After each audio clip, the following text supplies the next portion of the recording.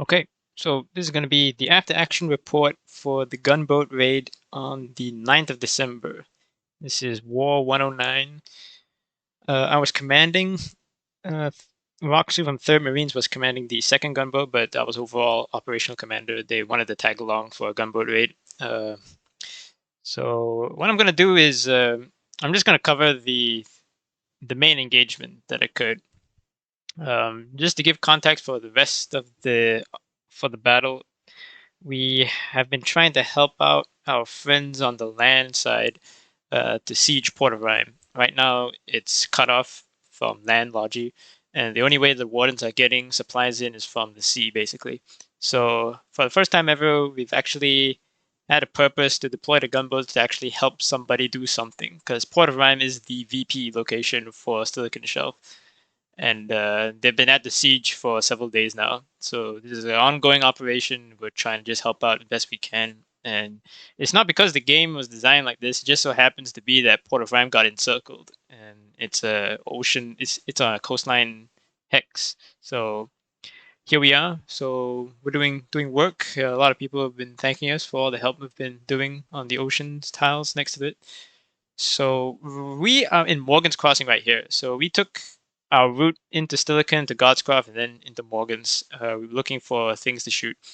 We engaged a Warden gunboat that was trying to get to Port of Rhyme to provide support to their land forces there. We killed him.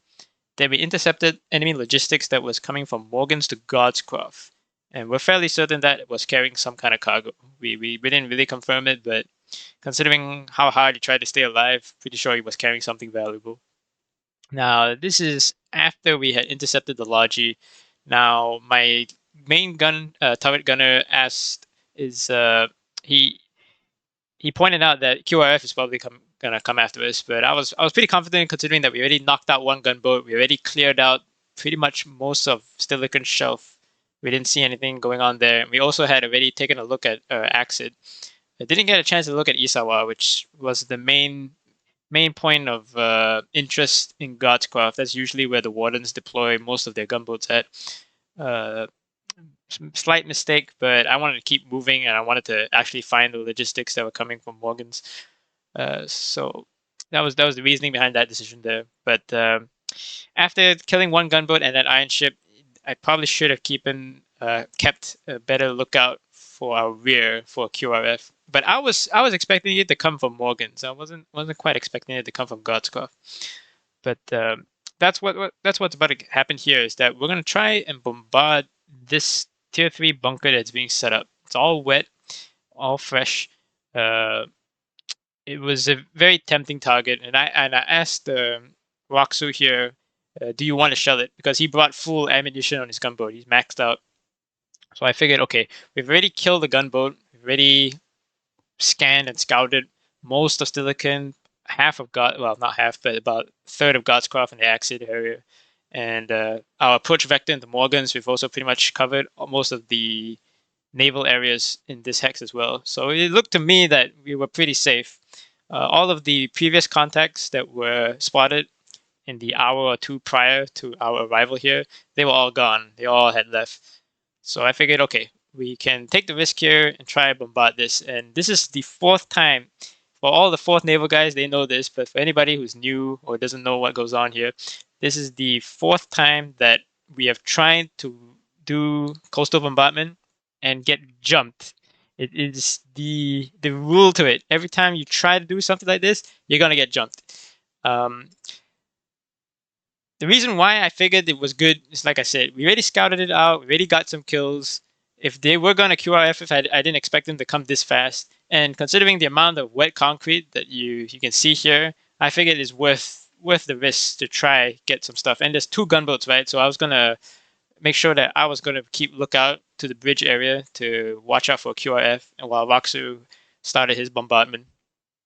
Um, yeah, probably never ever gonna do this again. It's happened so many times, and it always fails. It doesn't matter how juicy the target is. We just get jumped no matter what. Until you have complete naval superiority, don't even bother with the gunboats for trying to do this stuff.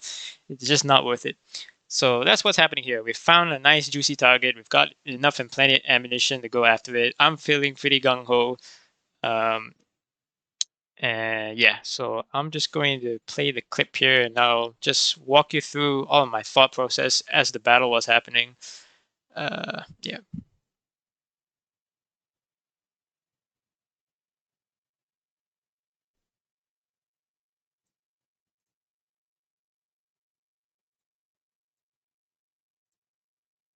315. Go to half speed. Adjust right to bearing Oh, full 339. concrete in front of us. Turn north better. How many shells did you bring? Full shape. Okay, do you want to start bombarding? Because I didn't bring much. Okay, we can. Yeah. Let's go for it. Okay, I will protect you. I'll keep my eye on the bridge. Okay, Roxu's gonna do shore bombardment. We have a full tier 3 bunker complex that's all wet. He's gonna try shell the shit out of that. We're gonna protect his flank and keep an eye on the bridge. I'll stop here. Gonna just keep your eye out for bearing direct north. Yeah, that's about it. Copy that.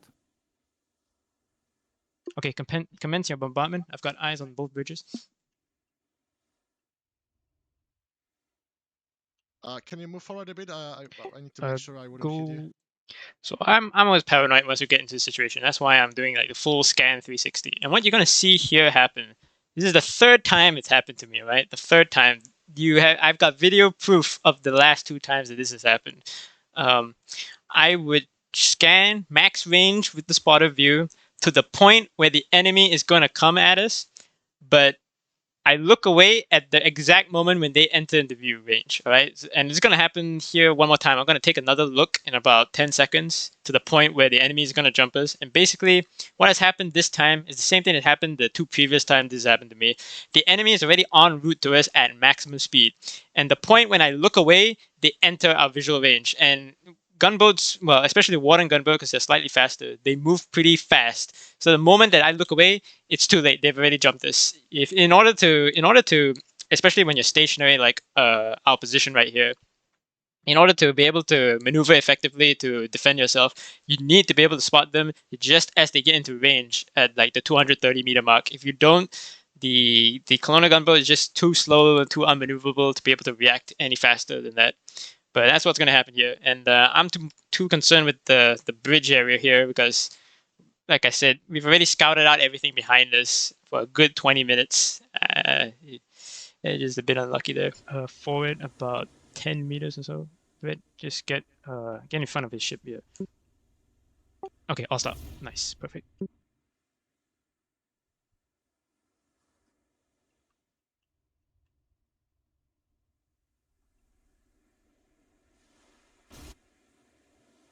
Yeah, there's an enemy observation tower behind this concrete. They know Contact about us. barge They see us. coming They know towards the where we are. bridge. All right, there's a barge that's coming towards the first bridge. You continue your bombardment. I should be able to handle him. What's this bearing? Copy. Okay, helm right rudder. Just try rotate the ship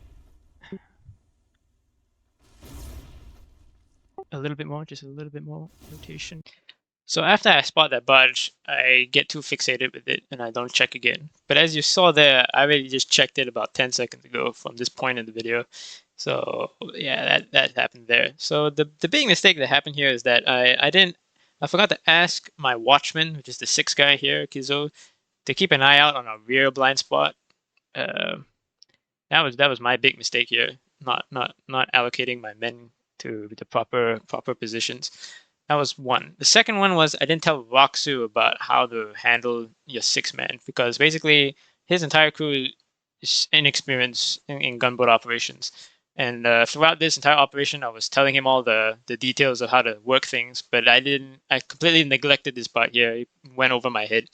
And basically, I will try to link his perspective and his gunner's perspective. You can tell they're inexperienced because the gunners are not like utilizing their camera correctly to get most of their visual range, the maximum visual range, and they don't actually see the gunboats until they're right on top of them and right next to them.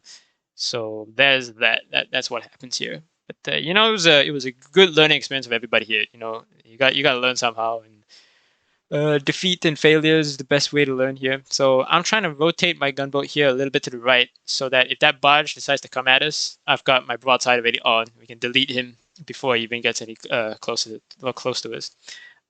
We got a bit lucky here because the enemy is already approaching us from the right side here to the bottom of the screen. So we're already actually rotating to defend ourselves from a threat that I didn't even know that was there. So I get a little bit lucky here. But yeah, I'll try clip in Roxu's gunner's perspective here to show what happened on his side. Basically, his right-hand gunner managed to get about 4 or 5 shots off on one of the Warden gunboats, and then they go down. But I'll continue here. And I'll stop. Gunboat back. All hit. Enemy gunboat! All hit. Gunboat on us, east! 2 of them! All hit right starboard. rudder. All hit right rudder. I'm masked by friendlies. I lose my crew, we have only 3 men left on the ship. All hit right rudder. They're down. Fuck. Get a broadside on. Yeah, Get a they're broadside down. on. We'll high right rudder. Continue high right rudder. Right, we dead. They're on the edge of my range. Yeah, I cannot hit them right now. Continue hard right. Let me try this. Jesus Christ, why is it? Oh my god, forget it. Still better. We're too slow. Still better, all hit. So, the reason why they got so much turning speed was, first of all, they were coming from a standstill. They had rammed Voxer's gunboat, so they were stationary. And basically, when you start maneuvering from a stationary point of view, you get a lot of turning angle.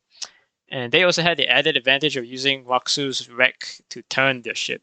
So it looked to me that we had decent angles on them, but they managed to turn around really fast because of those 2 reasons.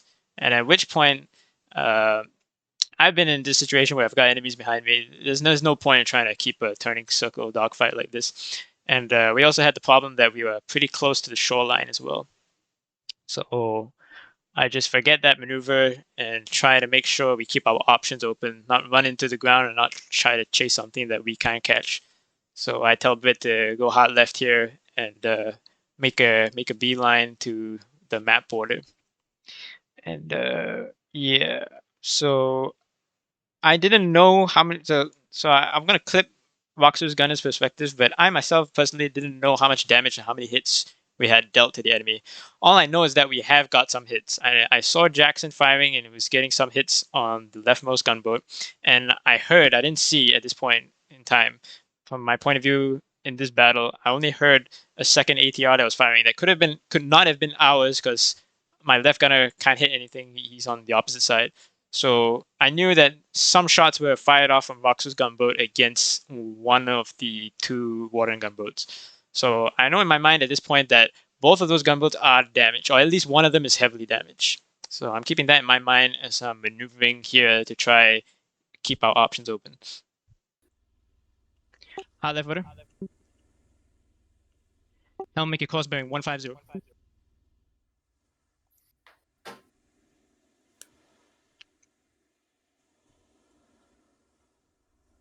Oh, freighter. I'm gonna engage him. Okay, contact bearing 0.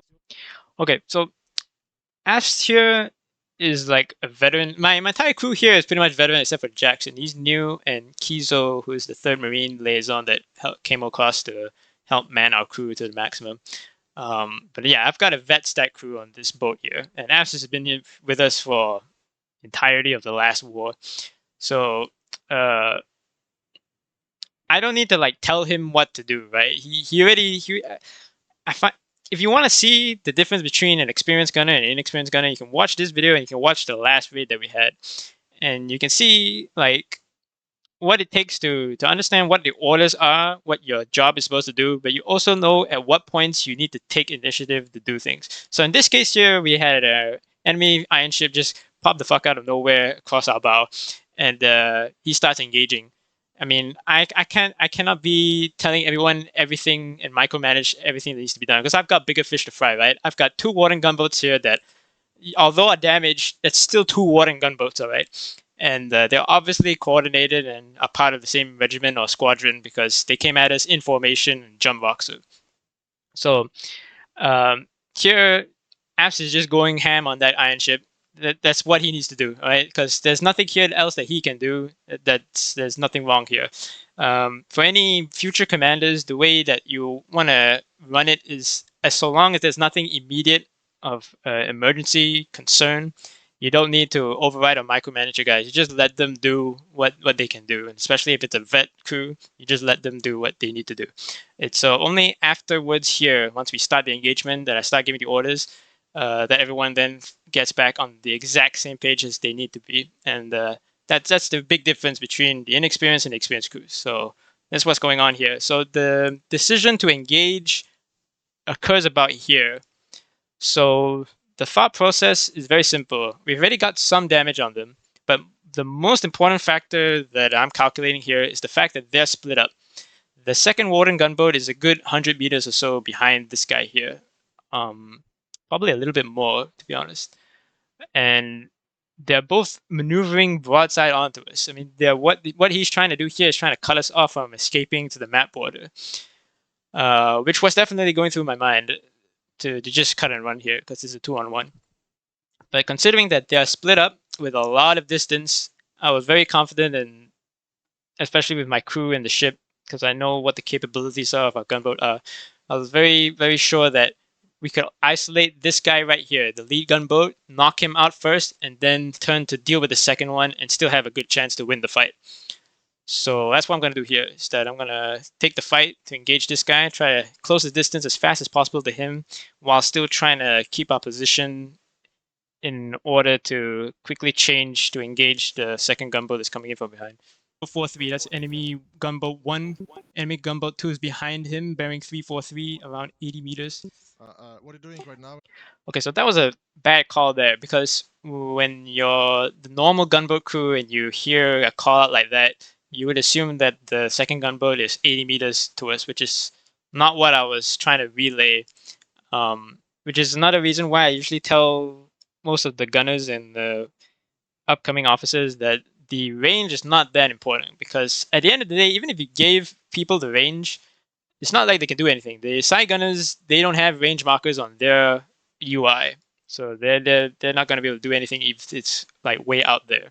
And as for the main front turret, our doctrine is never to really use the indirect fire as the primary weapon to engage in naval combat, because the indirect fire envelope is very small, very short, and it's very inaccurate, especially when you're shooting a moving target whilst you're moving. We've never, at least whenever I captain my gunboats, everyone knows that the indirect fire comes like as a last resort, or if we're trying to hit something that's like way out there that we need to engage. So I'm gonna just keep my eye on that moving forward, to just refrain from the ranges or so, because it could definitely confuse people as we move forward with the gunboat operations. But as you can see here, I was trying to say that it was 80 meters behind the first one, which is not important information to give to everybody else, basically. So a slight mistake there. I'm engaging. No, don't forget about it. Left rudder, make your course bearing 057. All ahead, all ahead. Contact bearing 059, range 100, he's heading south-southeast. Right rudder. Still rudder. Eyes on. Left rudder. So all I'm trying to do here is try to get broadside on this guy and try to get as much fire as we possibly can. Now, red brought it up about 2 days ago, which was something that I never considered, is that in terms of raw damage per minute that we can pump out, if we can get broadside on to a Warden gunboat, and assuming that they also were like heading straight towards us, if we had like in a T formation, we would actually, with ATRs, we'll talk about ATRs here, we would actually have far superior DPM than the enemy, which is going to come into play here with the second gunboat that pops up. But yeah, we definitely have a distinct advantage so long as we can get broadside on, even if the enemy were to engage us direct front or direct rear and have their 2 weapons engaged to our 2 weapons, we would be able to out-damage them, basically. So yeah, that's something to keep in mind moving forward. Rudder. Waiting for range. Engaging. Still rudder. Try knock out the rear gunner. Yeah. Get his broadside on, just continue forward, continue forward. All fire. Quick stop, quick stop. All forward, right left rudder. All forward, left rudder. Contact right rear, bearing 305, range 60. Okay, so there were two big mistakes here. First of all, there was a better play that could have been made here that I should have called out. What I should have done was ask Bread to continue on its course forward and then ram the bow of the enemy gunboat here. And the reason behind that is not for the original reasons that most people in 4th Naval know. The trick basically is that if you're in a close range knife fight like this, if you just nudge the bow or the rear of the warden gunboat, you can put them broadside on. So you can have 2 weapons firing to their 1. But the reason here that we should have done it is not because of that. It's because of the 2v1 situation that we're in here. Basically, we want to make sure that we are able to have our broadside on to the second warden gunboat as fast as possible. Basically, if I had asked Bread to have continued on his course forward and nudged the warden gunboat here, push him on the side around, we would already be in a position to have angles on the second warden gunboat and also have the wreck of this gunboat here in between us to give us a little bit of respite so that we can still maneuver around and kill the second warden gunboat. So that was the big mistake here. That was a better play that could have been made here. The second mistake is that there were pretty bad call-outs on my part here. The reason for the quick stop was because I wanted to make sure that we didn't overshoot and get in front, because then we'd take a full salvo from the front of the warden gunboat, and if we had taken that full salvo, we'd be dead, because Cowpox checked the health when we returned home, and we were at like 35%. So if we took that second salvo, we'd be disabled and drifting, and we'd be screwed. So that was the original reason there. But as I said before, we've already done some damage, but I didn't know how much damage we had done to which of the gunboats. This gunboat here melted really fast. He was already disabled after we got our first salvo off on him. So he wasn't able to maneuver. So the quick stop command there was to try and make sure we don't overshoot, which was a slight mistake, but I didn't know, I couldn't see, and I couldn't really tell whether he was trying to be stationary or if he was disabled. Hence why we give a little bit of an advantage to the second warden gunboat here. He's going to have a few more seconds to be able to close the distance to our rear.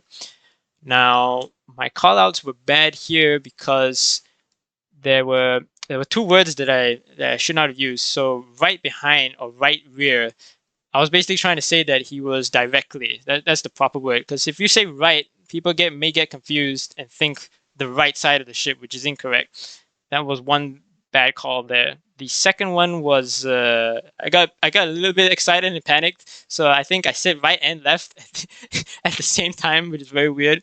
But I managed to reiterate the command and said, you know, all hit left. That was the most important, and Bray got it because Bray's been in a lot of tight situations before, so we managed to get the boat maneuvered in the right spot. And Cowpox is on the left side gunner here. He's been with us a long time as well, so he knows how to look around with his view range much better than most people. So he could already see which way the enemy was coming from and which way to engage. And I know for a fact that why my words were incorrect and got people confused, because Jackson here on the right side gunner, he's trying to get angles on, and he can't because I was trying to maneuver it to the other side basically. So he got confused and thought that he was going to be the one who's going to be firing, but that wasn't the case, and that wasn't what I was trying to convey. So those were the two big misplays here. But yeah, let's continue with the second gunboat. Gun down. Left rudder. No guns on that Contact left. Fuck, yeah. Hard left rudder. Continue turning. I'm down, man. Get on. I'm out. Jackson, take over the helm. Oh shit, I lost. Well done, dude. Holy Okay, shit. you guys need to get the fuck out of there. And there's the second kill. So what happened here is it's a problem with the colonial gunboat, which is why I still say that the warden gunboat is still technically better. Is after if you overshoot, right? If you get the enemy behind, remember the bridge only gives cover to direct front or left. So the moment that someone gets behind, the driver, the captain, and the 2 rear gunners are all open. They'll all have a very high chance of getting killed from any kind of barrage that the enemy fires, because there's no cover anywhere here. Whereas on the warden gunboat, it's only really the rear turret gunner that's kind of exposed. Everybody else is pretty fine, pretty okay. Well, not really. The front turret here, you can still snipe him with small arms fire, but compared to the position of our gunners, they're definitely better off. So yeah, big weakness here. And of course, like overshooting a warden gunboat, this is why it's much deadlier to us if we screw up our maneuvers and we overshoot the enemy and we give them our rear. This is what happens. They can just wipe out all of the command crew and half the more than half the gunners. So yeah, but yeah, we were a little bit lucky that they decided to go for the command crew instead of the gunners. Calfox here just carrying with all the firepower that he's pumping out from his 20 mil. So they should have focused him down first.